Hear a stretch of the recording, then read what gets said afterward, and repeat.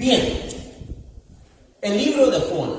Ahora vamos a entrar al capítulo 6. Así que abran sus Biblias en el capítulo 6. Yo tengo aquí en mi Biblia dos versiones al mismo tiempo. Una es Reina Valera contemporánea y la otra es Nueva Versión Internacional.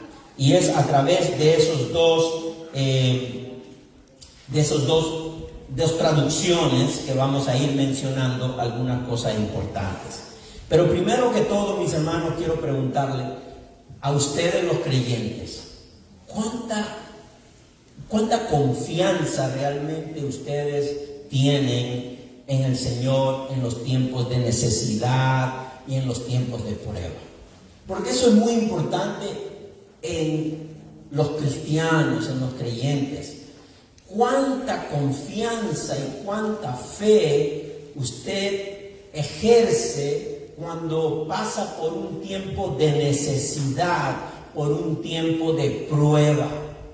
Porque ese es el momento en el cual nosotros los creyentes tenemos que asumir la realidad de que Cristo nos sigue mostrando a través del libro de Juan que Él está dispuesto a no solamente a suplir nuestras necesidades, pero también Él está dispuesto a socorrernos, a auxiliarnos en tiempos de prueba. Porque la pregunta sería, ¿las personas a dónde acuden cuando tienen un tiempo de necesidad y tiempos de prueba? ¿Qué pasa con ellos? ¿Qué pasa alrededor de ellos? Pero entonces comparémonos con ellos. ¿Qué hacemos nosotros cuando estamos en tiempo de necesidad? ¿Qué hacemos nosotros cuando estamos en tiempos de prueba? Y creo que nuestra hermana Magda nos ha dicho el día de hoy que el Señor es tan, pero tan bueno y tan misericordioso y tan dispuesto a hacer milagros en nuestras vidas, que a través de este pasaje vamos a ver cómo Él multiplicó panes y pescado para que se alimenten más de 5,000 personas, que en ese momento era difícil poder alimentar a 5,000 personas porque no había los suficientes panes y los suficientes pescados para alimentar la necesidad del pueblo. La necesidad del pueblo. Y no solamente eso, sino también que vamos a ver en el momento en que los discípulos están en una situación tan difícil dentro de una barca, cómo Jesús está dispuesto a venir a ellos, a socorrerlos y inclusive a mostrar quién es Él. ¿Quién es Jesucristo para ti? ¿Quién es realmente Jesús en tu vida? Porque podemos decir que somos cristianos, pero creo que todos nosotros, desde mi persona, tengo que estar claro quién es Jesucristo para mi vida. ¿Qué relación guardo con Jesucristo? Y eso es lo que nos lleva el libro de Juan, a poder entender que todas las cosas, Juan dice, no he escrito todos los milagros porque faltarían muchos, habría muchísimos libros por escribir de todos los milagros que ha hecho Jesús. Pero sí, Juan pone en claro que todo lo que ha hecho Jesús es para que crean en Él, para que sean salvos y tengan vida eterna. Vida eterna. Él es el que nos da la vida física y espiritual. Pero no solamente nos la da, y no es que ahora está de vacaciones. Él también sustenta la vida física y la vida espiritual. Que usted y yo en algunos momentos el problema sea tan grande y la dificultad y la necesidad sea tan grande que nos estamos cegados de ver que Jesucristo está dispuesto a suplir nuestras necesidades y a suplir todo y a venir a nuestro socorro. Y si usted realmente en esta mañana tiene confianza en Cristo Jesús, ¿por qué no le da un aplauso? ¿Por qué no le da un amén en esta mañana? Solo a ti, Señor, te damos la gloria y la honra. Jesús, vamos a mirar los versículos del 1 al 21 Pero vamos a ir de a poco. Primero vamos a mirar los 4 primeros versículos. Entonces tenemos Juan capítulo 6, ¿verdad? Versículos del 1 al 4 vamos a ir leyendo primero. Y dice la palabra de esta manera. Después de esto, Jesús se fue al otro lado del mar de Galilea, el de Tiberias, y le seguía gran multitud, porque veían las señales que hacía en los enfermos.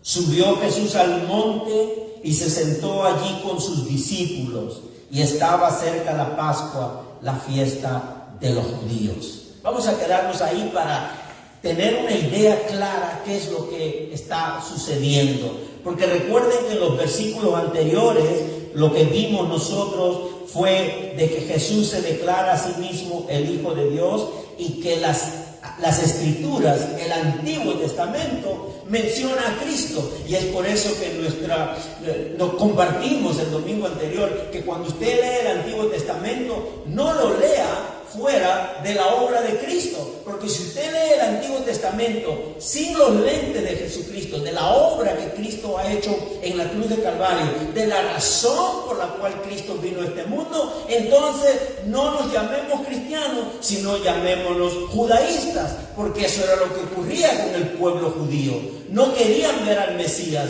o no podían ver al Mesías, y solamente vivían de esa carga de legalismo y de esa carga de intentar obedecer la ley a la perfección, pero no lo podían. Y por tanto, ¿qué hacían? ¿Qué camino les daba Dios a su pueblo para que sean perdonados, ya que no podían cumplir de manera perfecta y absoluta todos los mandamientos de Dios? ¿Qué medio Dios le provee? Que mataran animales, que trajeran animales en sacrificio para poder ser perdonados. Entonces, si nosotros queremos vivir al Antiguo Testamento sin Jesucristo, mis hermanos, aquí no me traiga un borrego para hacer sacrificio, porque ya no estamos en ese tiempo. Ya Cristo hizo la obra en la cruz del Calvario, murió una sola vez y para siempre. Y por eso en Él somos libres, y por eso en Él ahora ya no estamos viviendo en la ley, sino que vivimos bajo la gracia, no para hacer lo que nos da la gana, sino más bien para obedecer, porque amamos lo que el Señor ha hecho por nosotros. Aquí no estamos aconsejando que no obedezca los mandamientos. Aquí lo que estamos hablando es que siga obedeciendo, sigue esforzándose, pero ya la condenación no caerá sobre nosotros, porque Cristo nos ha librado de toda condenación.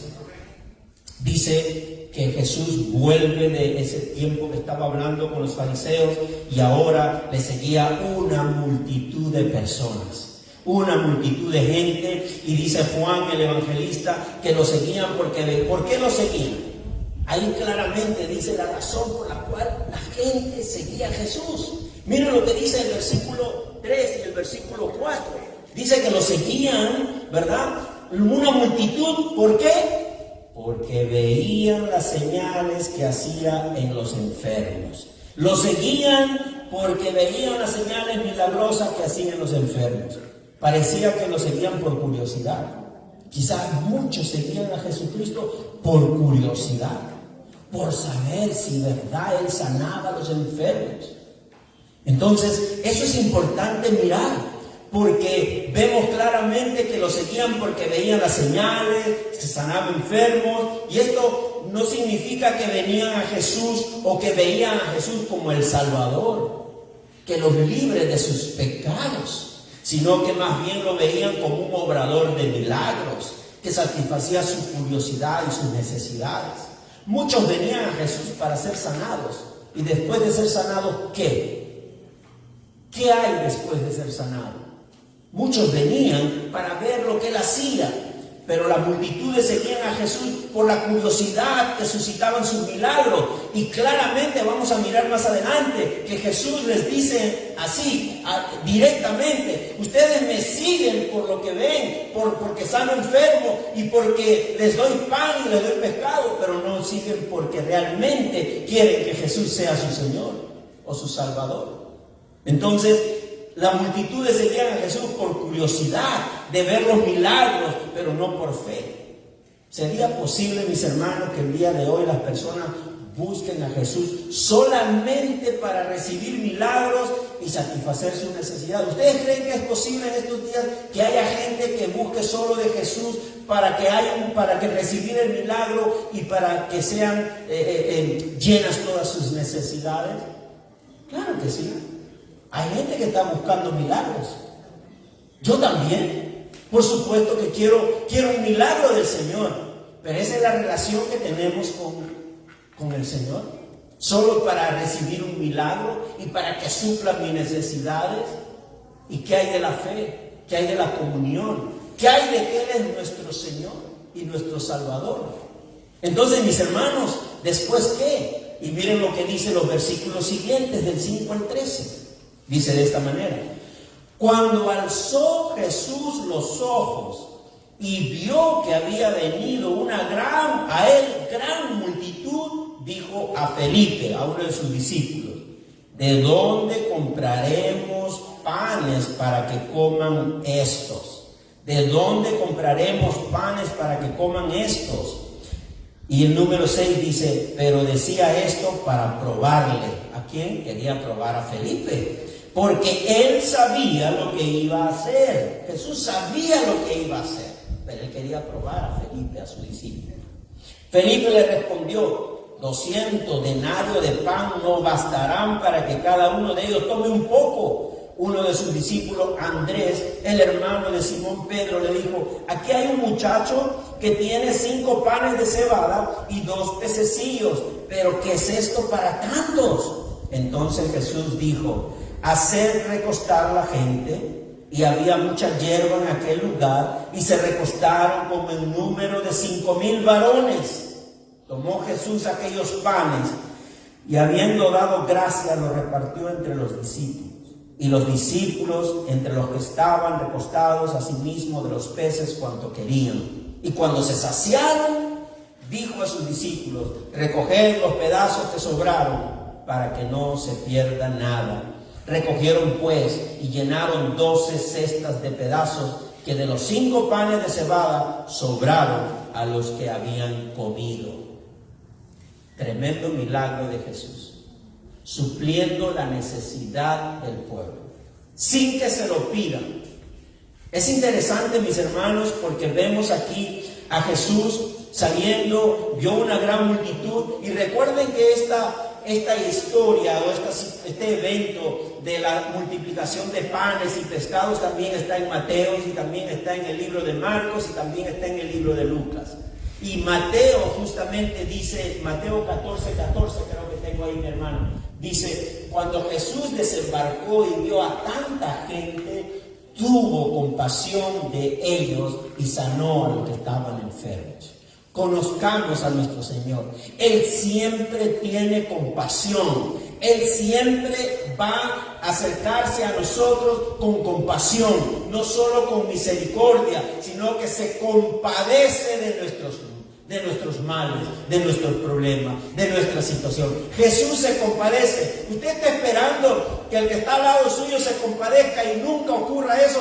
Venga a Cristo, que Cristo es un Señor que se compadece de la necesidad de sus hijos. Venga a Cristo, acérquese a Cristo. Él es un Señor de compasión. Mi hermano y mi hermana, tuvo compasión de ellos y sanó a los que estaban enfermos, a pesar de las motivaciones erróneas de la multitud. A pesar de que ellos venían solo por curiosidad, solo por saber que sana enfermos, solo por recibir un milagro, Jesús tiene compasión de ellos, aunque ellos tenían una motivación equivocada de venir a Cristo. Mis hermanos, si Jesús sabía lo que iba a hacer, porque en el versículo 6, ¿qué dice la palabra? Dice: pero decía esto para probarlo, para probar a su discípulo, porque él sabía lo que iba a hacer. Jesús ya sabía lo que iba a hacer. Jesús tiene soberanía. Jesús tiene omnisciencia igual que el Padre. Jesús sabe lo que está en nuestro corazón en este momento. A Él no le sorprende absolutamente nada de lo que nos pasa. Y eso debemos entender. No, a pesar de que Cristo es Dios y completamente hombre, Cristo sobrepasa las características de un ser humano. Por eso que en teología eso llamamos nosotros todo lo que son no las personalidades de Cristo, pero los atributos de Dios. Los atributos de Dios. Y Él es un Dios compasivo. Les dio alimento y sanó a los enfermos.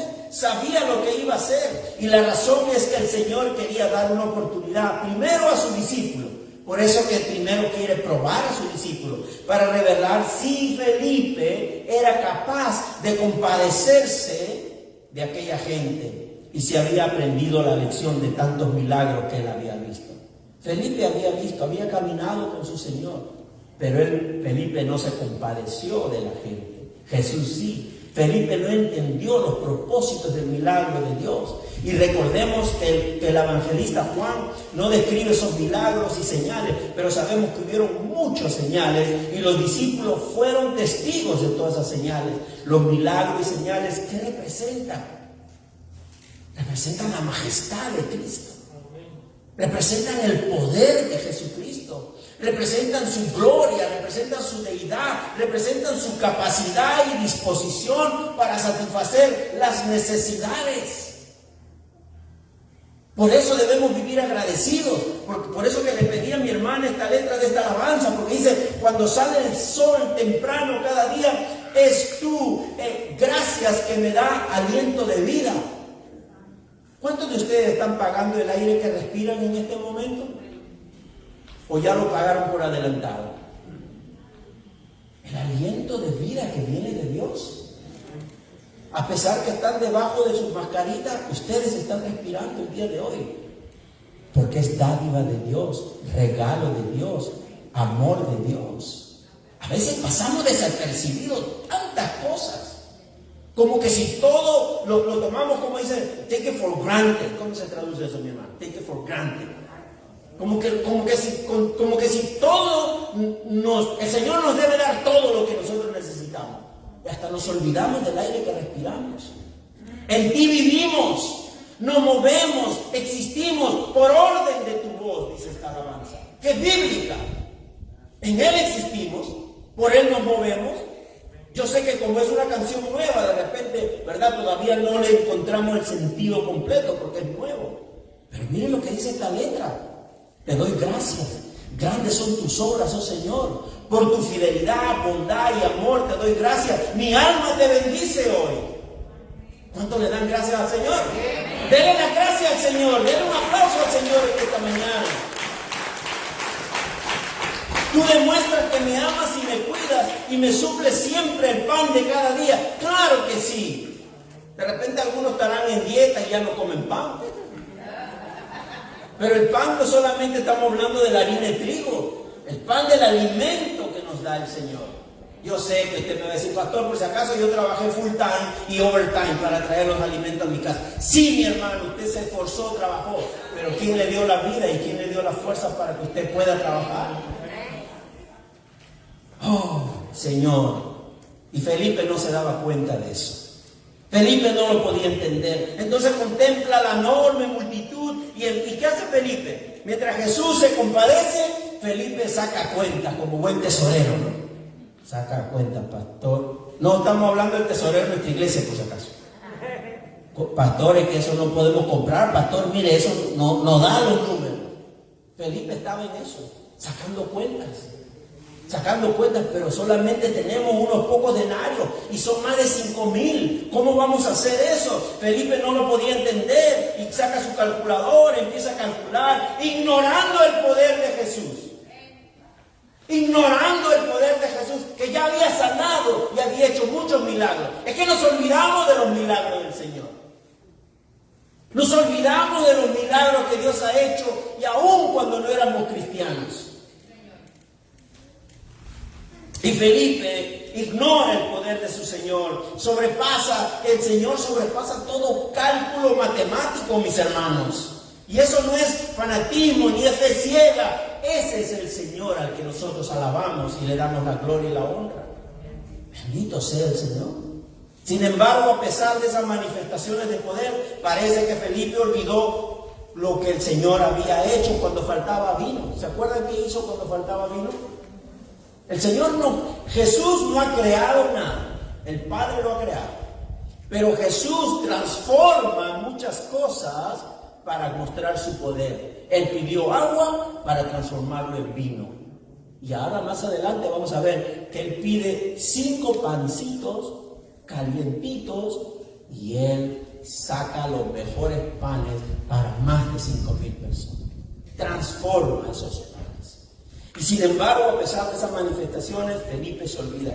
Jesús fue capaz de transformar el agua en vino, por lo tanto también es capaz de transformar 5 panes en más panes. Como dijo mi hermana, el Señor ha multiplicado cuando los hijos de Dios obran confiando en Él, dejándole a Él toda esa deidad que Él tiene, y humildemente venimos a Él y Él multiplica. Él suple las necesidades. Mi hermano, mi hermana, en Marcos 6, del 35 al 37, hay unos detalles importantes. Cuando ya se hizo tarde, se le acercaron sus discípulos y le dijeron: este es un lugar apartado y ya es muy tarde, despide a la gente para que vayan a los campos y pueblos cercanos y compren algo de comer. Denles ustedes mismos de comer, contestó Jesús. ¿Y qué le responden los discípulos? Eso costará casi un año de trabajo. ¿Quiénes quieren que vayamos y gastemos todo ese dinero en pan para darles de comer? Los discípulos no se compadecían ni les interesaba darle de comer a esa multitud, pero Jesús sí. Y Jesús nos hace ver en este pasaje de Marcos claramente. Vemos que la fe de los discípulos no era más fuerte que la fe de Felipe. Estaban igual o quizás peor que Felipe. Igual o peor que Felipe. A ninguno de ellos se le ocurre pensar en el poder de Jesús. Proponen planes, hacen cálculos, pero no ejercen la fe. ¿Se dan cuenta? Haga planes, mis hermanos, para su vida, pero ejerza la fe en esos planes. Ejerza la fe en el Señor, incluya al Señor en sus planes. Y algo similar también vemos con los peces y los panes. Porque después que el Señor dio gracias, ¿qué hizo? Versículos 11 y 13. ¿Qué pasa en los versículos 11 y 13 de Juan 6? Dice claramente: tomó Jesús aquellos panes, los únicos 5 que había, y habiendo dado gracias, los repartió entre los discípulos, y los discípulos entre los que estaban recostados asimismo de los peces cuanto querían. La palabra de Dios nos hace observar en esta mañana que Jesús le daba gracias al Padre. Mi hermano, tenemos una nueva generación para inculcarles el agradecimiento a quien provee. Nuestros hijos, nuestros nietos, nuestros bisnietos. Enséñenle a dar gracias hasta de un caramelo que se come. A dar gracias a Dios. ¿Por qué? Porque el Señor debe ser exaltado y glorificado, porque Él es el que sostiene la vida de las personas. Observe primero que viene la acción de gracias y luego viene el milagro. Después que el Señor hubo dado gracias, tomó los panes y comenzó, dice, a distribuirlo entre los discípulos, y ellos comenzaron a distribuirlo a la gente. Mi hermano, ¿se dio cuenta ese momento? El milagro está en que todos los presentes recibieron suficiente alimento, porque dice la palabra que sobraron panes. O sea que comieron a saciarse. Pan y pescado. Yo no sé si a usted le encanta el sándwich de pescado, pero es bien, se lo recomiendo. Se multiplicó el pan en las manos del Señor. Se multiplicaron los peces en las manos del Señor. La pregunta es: ¿en qué momento ocurrió el milagro? Es que a veces somos curiosos también, ¿no? Queremos saber, pero ¿cómo lo hizo? ¿Cómo lo hizo? Como si fuera un mago, ¿verdad? Queremos descubrirle los truquitos. No. Por eso que los evangelios no nos dicen cómo lo hizo. Simplemente nos dicen que hubo suficiente para 5,000, más de 5,000 personas, porque no solamente el evangelio cuenta a los varones, pero había mujeres y había niños. Mis hermanos, mis hermanas, no caigamos en esa curiosidad de ver el mínimo detalle cuando la palabra no lo dice. Quizás podemos especular, y no es malo especular, pero no lo tomemos como algo absoluto. Tengamos cuidado con eso. Pero aquí vemos que el Señor alimenta y lo único que sabemos es que un milagro tuvo su lugar. Y este milagro tenía un propósito mayor. ¿Para qué el Señor hizo milagro? ¿Para llenarle la barriga a las personas? Hagámonos la pregunta esta mañana. ¿Por qué hizo ese milagro? Sabemos que tuvo compasión. Sabemos que tenían necesidad. Pero del mismo modo que Jesús transformó el agua en vino en Caná, así también transforma el pan en más pan. Y el propósito de su venida y de sus milagros es que todos vengan a Él, crean en Él, que Él es el Hijo de Dios. Que nosotros estemos seguros que Él es el Hijo de Dios, capaz de multiplicar, capaz de sanar, capaz de proveer, capaz de darnos vida eterna, pero también capaz de sostenerla mientras estamos en este mundo. Porque una cosa es que hayamos recibido la promesa de vida eterna, y otra cosa es que estamos haciendo con esa promesa mientras estamos en este mundo. Pero Él también es capaz de sostenerla, y lo vamos a ver en un momento. Así que Jesús vino a dar vida espiritual, transformando al pecador de la muerte a la vida. Y vamos a ver más adelante, porque más adelante Jesús menciona estos panes que Él había dado, pero los menciona de manera espiritual, y la gente no entiende, la gente cree que Él está hablando de manera carnal. Hasta los fariseos se sorprendían pensando que Él era un canibalista, que comía, que había que comer su carne. Dice, yo soy el pan de vida, el que come de mí vivirá. Y los fariseos se sorprendían. ¿Pero qué está hablando? ¿Cómo que si comemos su carne? Para que usted vea que el impío, el no creyente, todavía tiene el velo puesto, no entiende las cosas espirituales, porque las cosas espirituales se entienden bajo el Espíritu Santo. Bajo el Espíritu Santo. Los alimentos físicos y visibles en este pasaje representan que Jesús tiene poder para sostener la vida espiritual hasta que Él vuelva. Confíe que Jesús tiene poder para sostener su vida espiritual hasta que Él vuelva. Y esos detalles son importantes. No sé si usted conoce la historia de Eliseo. También Eliseo alimentó a multitud de gente, a 100 hombres, con 20 hogazas de cebada, con la ayuda de un joven sirviente. También Eliseo lo hizo. A Eliseo también le sobró el pan, como sucedió este milagro. ¿Y qué está sucediendo aquí? Se dan cuenta que la Biblia no se equivoca, y la Biblia cada vez nos muestra más luz y más luz y más luz. ¿Qué dijo Jesús en el capítulo 5? Que las Escrituras hablaban de Él. ¿Y qué vemos en Eliseo? Lo mismo que Jesús está haciendo ahora con toda esta multitud. ¿Y eso qué quiere decir? Que los temas del Antiguo Testamento dan testimonio de que Jesús es el pan espiritual, que Jesús es el que da vida, y que ese pan espiritual es lo que necesita el pecador para tener vida. Por eso hablamos que Jesús está en el Antiguo Testamento, porque Él mismo lo dice en el capítulo 5. Con la multiplicación del pan y del pescado, ¿qué está haciendo Jesús? Está cumpliendo lo que está escrito acerca de Él. Porque ahora no es solamente un pan físico que Él va a ofrecer, sino también un pan espiritual. Porque ese pan espiritual se completa en el momento que Él va a la cruz de Calvario para dar su vida, para que todos los que crean en Él puedan tener vida eterna, ser alimentados de ese pan espiritual y puedan también ser sostenidos por Él. La obra de redención, la obra de redención de Cristo. Así que, mis hermanos, yo sé que usted ha oído muchísimos mensajes acerca de la multiplicación de panes y de pescados, pero aquí estamos observando de repente lo que significa, cuál es el propósito, porque Jesús mismo está diciendo, me siguen de curiosidad. Me siguen por lo que ven señales, pero no me siguen porque quieren ejercer la fe, porque quieren creer en mí. Me siguen simplemente por curiosidad. Por eso que a veces algunas personas se preocupan. ¿Y por qué esa iglesia no se llena tanto? ¿Por qué esa iglesia, como otras iglesias están llenas? No entremos en esa competencia, mis hermanos.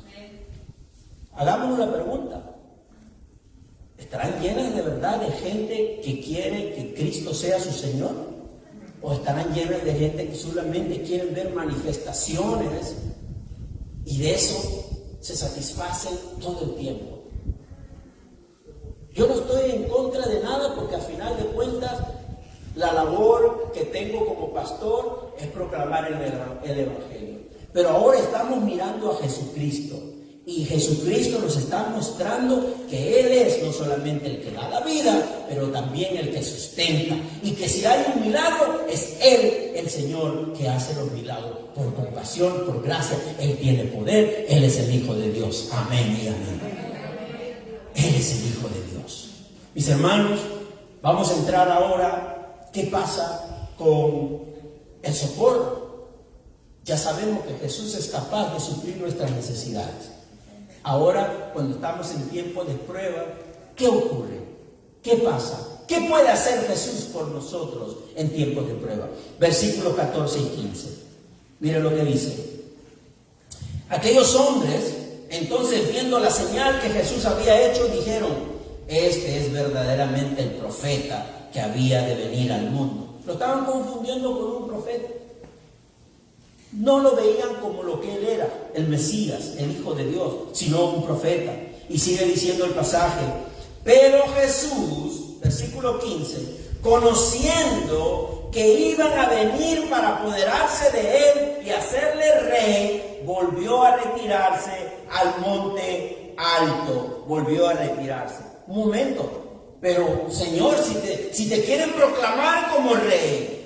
Pero Jesús no permitió que lo proclamaran como rey, porque ninguno de ellos comprendió el verdadero carácter y propósito del milagro. Cuando la gente vio la señal que Jesús había hecho, veían en él al Mesías terrenal, al que iba a resolver el problema, al que iba a sacarnos de todo el yugo que vivimos de la asociación de Vía Ponciana. No nos dejan libres. Todo es permiso y permiso y permiso. Necesitamos un Salvador. Necesitamos uno que derrumbe todo eso. Así veían a Jesús. Así veían a Jesús porque estaban cansados del yugo romano. Cansados del yugo romano. Querían a alguien que los libere de todo eso. No veían a Jesús el Mesías espiritual. Veían a Jesús el Mesías terrenal. ¿Cómo ves a Jesús en tu vida? Es el banquero que te tiene que dar el dinero que necesitas. Es el que solamente tiene que suplir tus necesidades en todo momento. ¿O es tu Señor? ¿O es el que abre las puertas del cielo para tu vida? ¿Cómo? ¿Quién es Jesús? Como digo, para nosotros. Para ellos era el Mesías terrenal, ese político, ese tipo de Mesías era la esperanza. Ellos anhelaban al Mesías que supliera sus necesidades físicas, pero no espirituales. Dame todo lo que necesito, pero eso del pecado, no te metas conmigo en el pecado. Ese es el Mesías que querían. Por eso querían levantarlo en hombros y llevarlo de una vez para Jerusalén. Ningún evangelio narra que durante este milagro hubo indicios de arrepentimiento. Ningún evangelio dice que ninguno de ellos se arrepintió después de comer pan y pescado y después de llenarse la barriga. Ninguno se arrepintió. Ninguno reconoció su pecado. Ninguno. Ellos querían un Mesías político, ¿verdad? Ellos querían un Mesías que los libre del yugo y les supla sus necesidades. No querían un Cristo que les haga exigencias en lo absoluto, sino uno que responda a todas sus demandas egoístas. ¿Qué dice alguna gente? Yo soy cristiano, pero no creo en las iglesias. Bueno, en parte es entendible su testimonio. Por un lado puedo decir que son excusas baratas, pero por otro lado también puedo decir que no tienen la culpa. Porque es verdad, hay grupos llamados iglesias que yo no sé si exaltan a Cristo, pero dejan o permiten que muchos de esos feligreses pierdan la fe porque se dan cuenta que lo único que quieren es aprovecharse de ellos. Nada más. Entonces, mis hermanos, por eso es necesario que entendamos quién es Jesucristo para nosotros. ¿Quién es Jesús? Para ellos era ese un Mesías político, ¿verdad? El Cristo que les dé todo lo que ellos necesitan, pero que no les exija absolutamente nada, que no tengan ninguna relación con Él, solamente que supla sus necesidades. Y el Cristo a quien nosotros servimos, el Cristo que nosotros anhelamos, debe corresponder con lo que dice Mateo 10, 37 a 39. Este es el Cristo que nosotros debemos servir.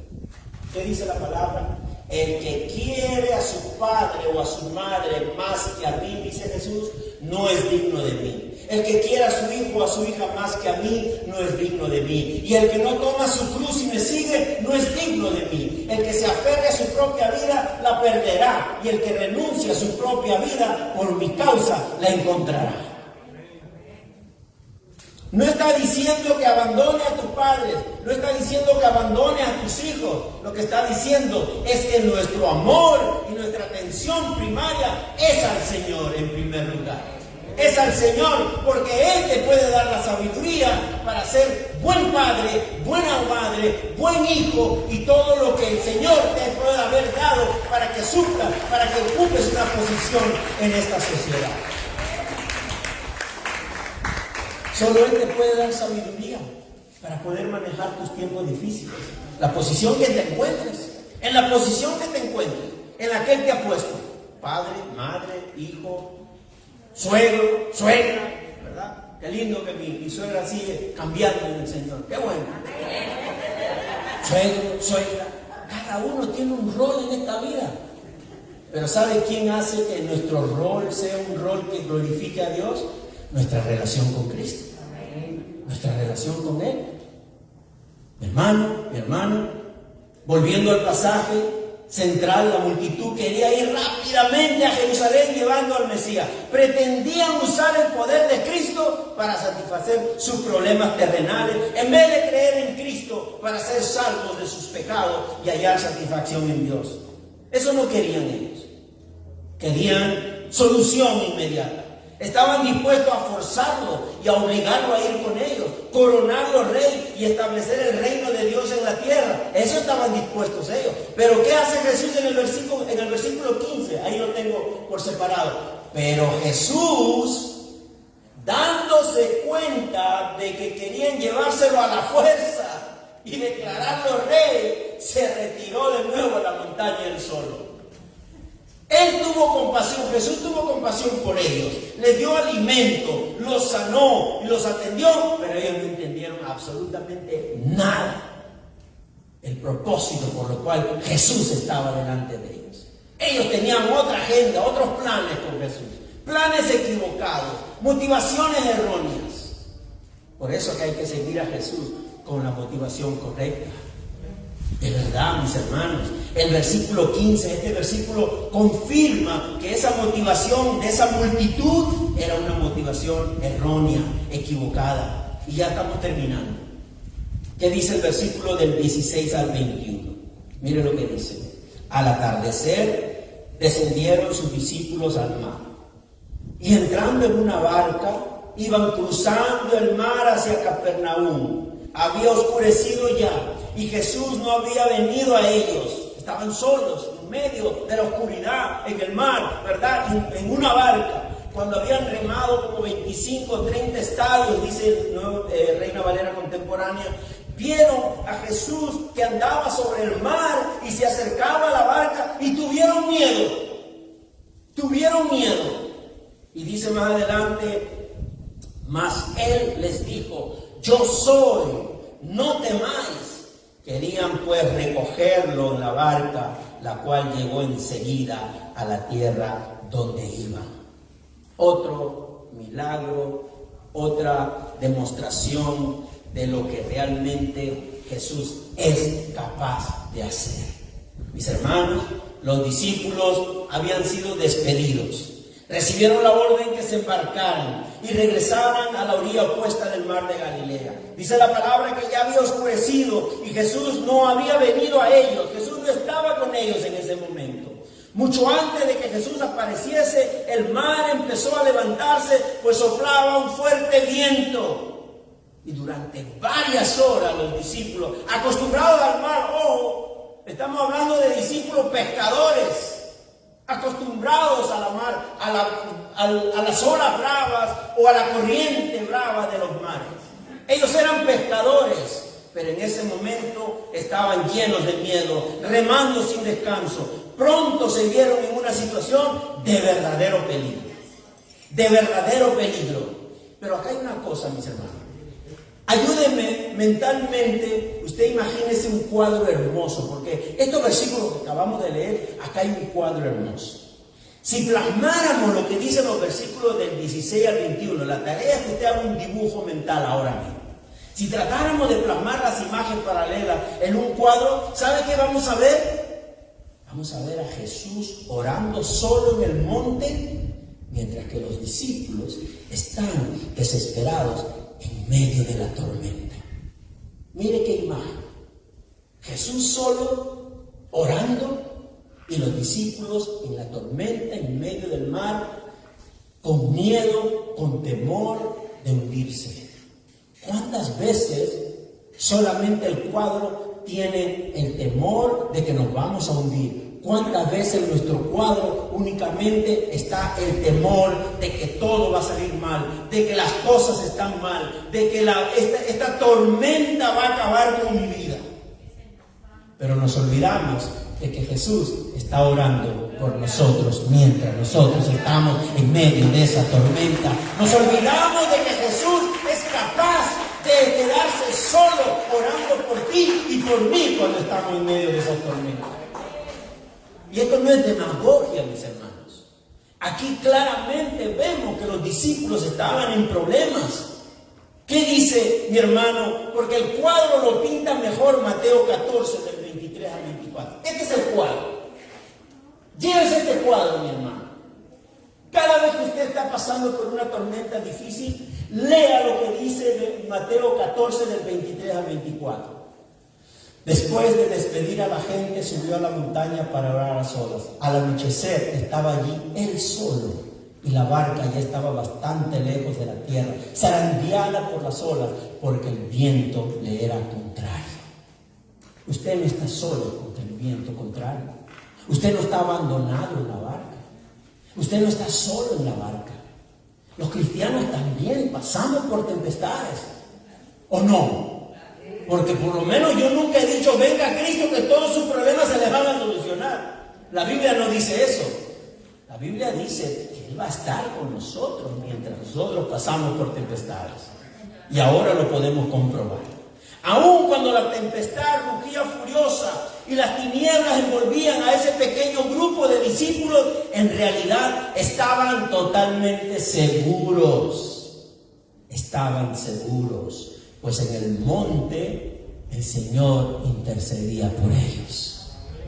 En el monte el Señor intercedía por ellos. Y aquí tenemos justamente esa imagen, esa hermosa imagen que aplica a nuestros días, a nuestros retos, ¿verdad? Que aplica a nuestras dificultades en la vida. Jesús continúa orando en nuestro tiempo y en todo momento. Jesús está orando. De repente el chat, ¿verdad? El chat 911 de oración y ayuno, ya después de la noche, después de las 12 de la noche, ya están durmiendo. Pobre mi hermana Magda, ya está cansada, está descansando, ¿verdad? Después de haberle dado su alimento, su cena a nuestro hermano Jesús, ya está cansada, las demás hermanas se van a dormir. Pero Jesús sigue orando. Jesús sigue pendiente, compasivo, lleno de amor para cada uno de nosotros y de todos los que crean en Él. Mi hermano, mi hermana, yo no sé cómo usted ve esta situación, pero ¿qué sucede? Él estaba orando por la situación en que ellos estaban pasando y de pronto entonces sucede algo, versículos 19 y 20. Dice, cuando había remado ya los discípulos 30 estadios, vieron a Jesús que andaba sobre el mar y se acercaba a la barca. No solamente estuvo orando, sino que comenzó a acercarse a ellos. Jesús estuvo orando y luego viene hacia ellos, sin que ellos de repente pidieran auxilio o lo estuvieran esperando o mencionando. Sucedió de repente que los discípulos, ¿qué vieron? Una silueta en medio de esa oscuridad. ¿Y qué es lo que gritaron? ¡Oh, Señor, ya vienes detrás de nosotros! ¿Vienes a ayudarnos? No, es un fantasma. Es un fantasma lo que hay ahí. Un fantasma. La causa de ese miedo era que al principio los hombres no se dieron cuenta de que era Jesús. No se dieron cuenta. ¿Y qué le dice a Jesús para calmarlos?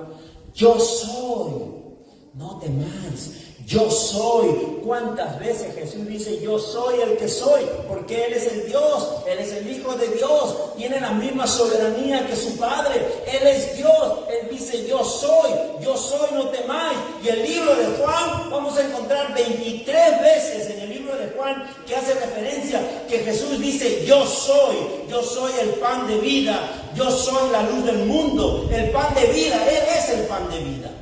Yo soy la luz del mundo, ¿usted lo cree? Diga amén si usted lo cree. Yo soy la puerta de las ovejas, dice el Señor, ¿usted lo cree? Él dice yo soy el buen pastor, ¿cuántos lo creen? Yo soy la resurrección y la vida, dice Él. Amén. Sí, porque si yo vengo un día aquí y le digo, mi hermana Diana, yo soy la resurrección y la vida. ¿Qué va a decir Diana? Diana tiene una risa peculiar, ¿verdad? Ya usted la conoce. Ay, el que le está pasando al pastor, que cree la resurrección y la vida. A mí no me van a creer eso. Pero Jesús dice que Él es la resurrección y la vida. La resurrección y la vida.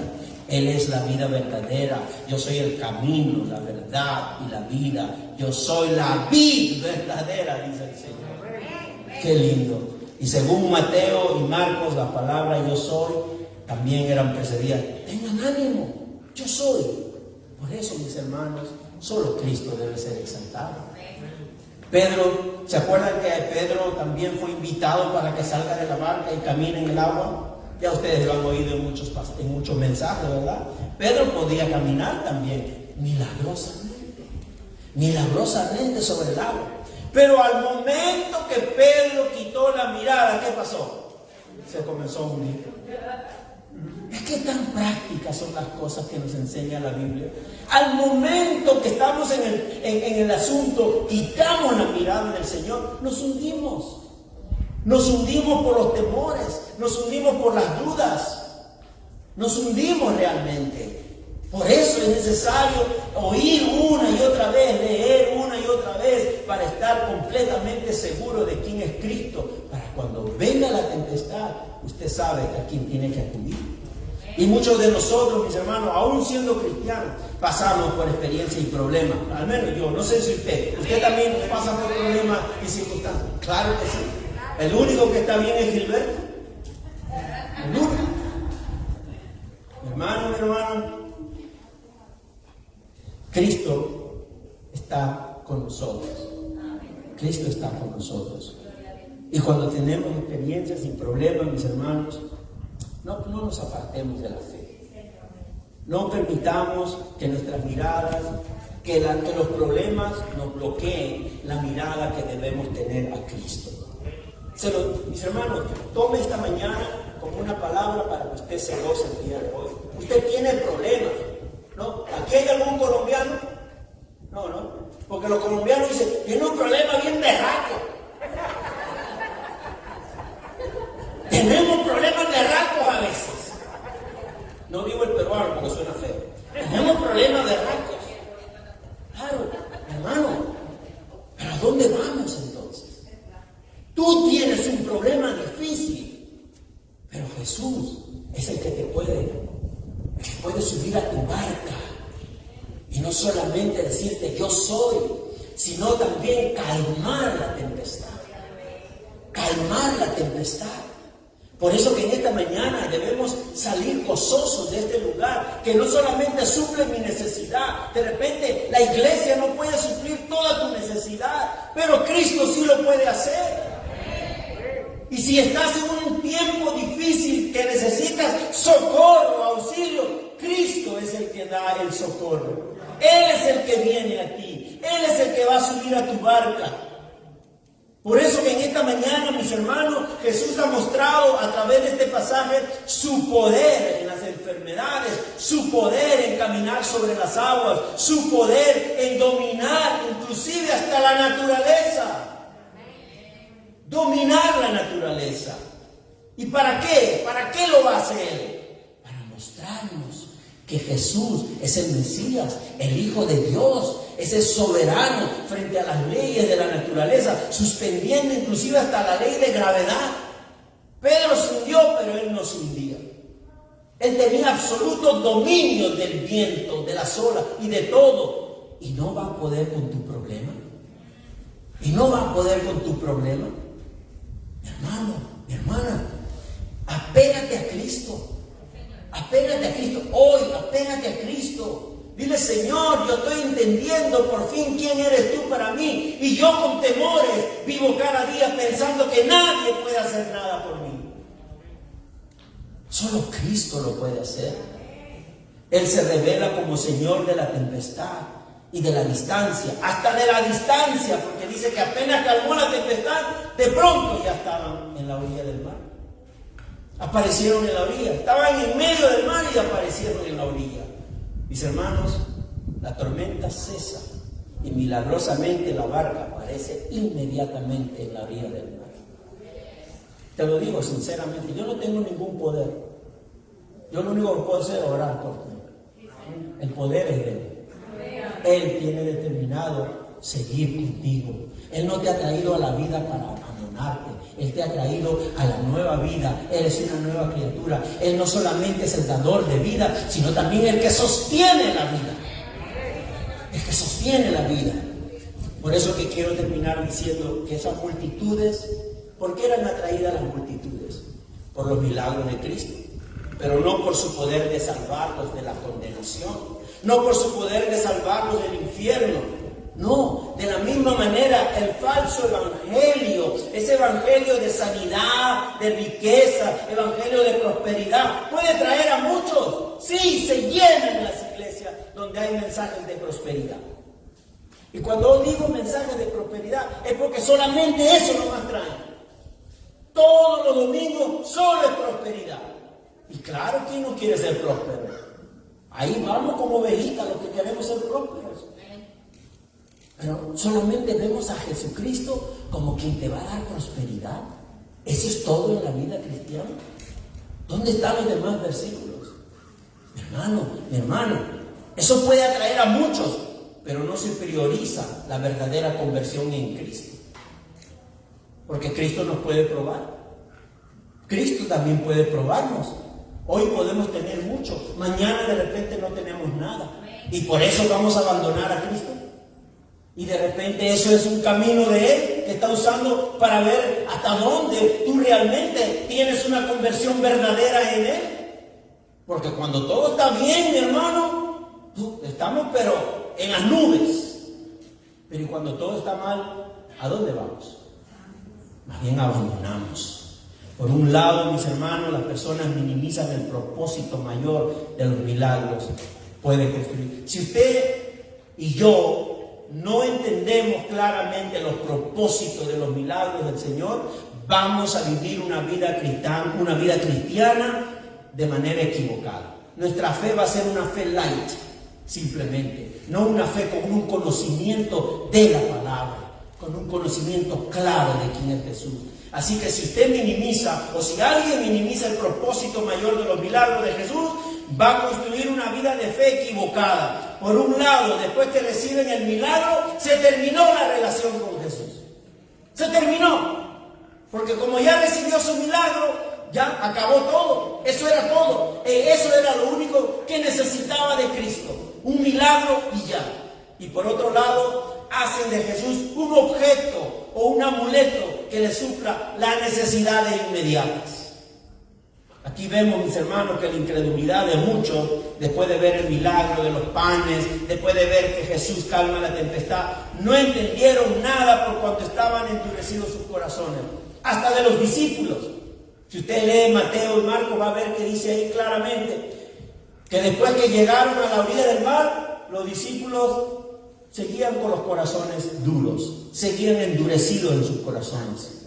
Y muchos le volvieron la espalda a Jesús, muchos, y ya no anduvieron más con él. Yo he podido ver eso durante todo este tiempo en que el Señor me ha dado esta labor de servir en el reino de esta manera. He podido ver, muchos han venido solamente para recibir un milagro y después se acabó la relación con Cristo, no más. Bueno, por lo menos recibieron su milagro para que Jesús les demuestre que Él es capaz de muchas cosas más. Pero ¿sabe qué? Aunque conocía Jesús a su pueblo a fondo, estaba dispuesto a derramar favor sobre ellos. Él conocía. ¿Se acuerdan lo que dijimos? Que a pesar de la incredulidad de los discípulos y el rechazo de los hombres, el amor de Jesús es más grande que la ingratitud humana. El amor de Jesús es más grande que la ingratitud humana. Jesús no solo es el dador de vida, sino que está dispuesto a sostener la vida con provisiones de alimento al necesitado y socorro en tiempos de dificultades. Y quiero dejarlo, mis hermanos, que Dios desde el principio sabía cómo tiene que proveer. Él sabe lo que tú y yo necesitamos. Él sabe. Así que es mejor que se lo pidamos a Él, porque Él va a proveer lo que nosotros necesitamos. Necesitamos que mejore nuestra situación económica. Está bien. Eso también Él es capaz de hacerlo. Pero ojalá que usted diga: Señor, yo necesito que me cambies. A ver si eso también le pedimos al Señor. Y vamos a despedirnos, mis hermanos, con dos slides que puse ahí, que me pareció que se puede aplicar a lo que dice hoy. Léelo, José, por favor. Léelo con este micrófono. ¿Qué dice? Fuerte, mi hermano. Si Cristo está en tu barca, no tengas miedo, pronto llegará la calma. El otro también. Dice: Dios está contigo en la calma y en la tormenta. Mi hermano, mi hermana, yo le pido a usted, si realmente usted cuenta desde este momento con Cristo, si realmente usted quiere poner toda su confianza en el Señor, póngase de pie. Yo no lo estoy obligando, estoy diciendo: si realmente usted quiere confiar en el Señor de todo, si realmente usted quiere poner su situación en las manos del Señor. Y vamos a orar por eso en esta mañana. Vamos a orar por cada una para que el Señor obre en cada uno de ustedes. Yo no sé su situación, sus problemas, sus retos, sus pruebas, sus dificultades, pero el Señor lo sabe. Pero no lo carguemos a Él para coronarlo solamente como Rey que resuelva nuestros problemas, sino también para que viva en nosotros y reine para siempre. Oremos, mis hermanos. Pongamos ahí una alabanza, si quieren, de oración. Padre, gracias te damos, Señor. Gracias, bendito Dios, en esta mañana, porque solo en ti reconocemos en este día, Señor, que tú ves nuestras necesidades. Aquí nos encontramos muchos el día de hoy desanimados, tristes, golpeados, preocupados. No sabemos el día de mañana, con tantas situaciones que nos rodean. En este momento el mundo es un mundo donde sigue un camino incierto, con la pandemia, falta de trabajo. Gracias, Señor, porque de manera egoísta quizás en esta mañana te damos las gracias porque tú siempre has cuidado de nosotros. Pero ¿qué sería el día de mañana si nos falta? Igualmente, Señor, ayúdanos, enséñanos a no apartarnos de ti, a confiar en ti cada día más y más, porque hoy tú nos has mostrado que tú, Señor, suples la necesidad de tu pueblo. Tú sabes cuando el pueblo tiene hambre. Tú sabes cuando en tu reino, los discípulos están desgastados. Y hoy estamos aquí delante de ti, Señor, queriendo crecer en confianza, no solamente en confianza de que tú suples, pero también en gratitud. Señor, en este día hay muchas barcas que están siendo zarandeadas por diferentes formas de olas en la vida de cada uno, de repente de algunos de los hermanos aquí. Padre, yo te pido, Señor, en el nombre de Jesucristo, o que seas tú mismo, Cristo, quien te subes a esa barca. Acompáñanos, Señor, en nuestros problemas. Gracias, Señor, por tener compasión de nosotros. Te ponemos a nuestros hijos, te ponemos a nuestros nietos, ponemos nuestro matrimonio en tus manos, Señor. Ponemos nuestro hogar en tus manos, Señor. Que todo nuestro hogar, nuestra familia, Señor, sea esa barca en la que tú vienes, te presentas y traes calma, paz en medio de la tempestad. Señor, no nos abandones. Así como tú nos has dado la seguridad de la vida eterna, sosténla, ayúdanos a sostenerla. Sosténla con tu propia fuerza, con tu propio poder sobre cada uno de nosotros. Señor, ponemos todas las situaciones que hay a nuestro alrededor, a las visitas que están el día de hoy aquí, que tu palabra haya llegado a sus corazones. Y si hay alguien aquí que no ha aceptado a Cristo todavía como su Señor y Salvador, el Señor está tocando a la puerta de tu corazón en esta mañana. El Espíritu está hablando a tu conciencia. El Espíritu está haciéndote ver que hay un vacío que tiene que ser llenado, pero el único que lo puede llenar de manera absoluta y verdadera es Cristo Jesús. Así que si hay alguien en este lugar que todavía no ha confesado sus pecados delante del Señor, lo puedes hacer ahí en silencio. Ni siquiera hay una necesidad de que nosotros oigamos tu arrepentimiento, pero hazlo de corazón. Dile al Señor en esta mañana: Señor, gracias por venir, por traerme a este lugar.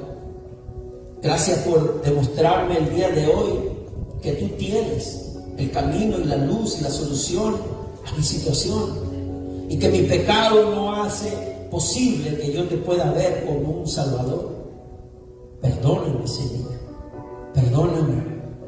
Perdóname, Señor. Y como hemos cantado esa alabanza, abre mis ojos, oh Cristo, a través de tu Espíritu, y que yo pueda confesar en esta mañana que soy un pecador, y que tú puedas entrar a mi vida, porque tú me ofreces el perdón, la salvación y la vida eterna.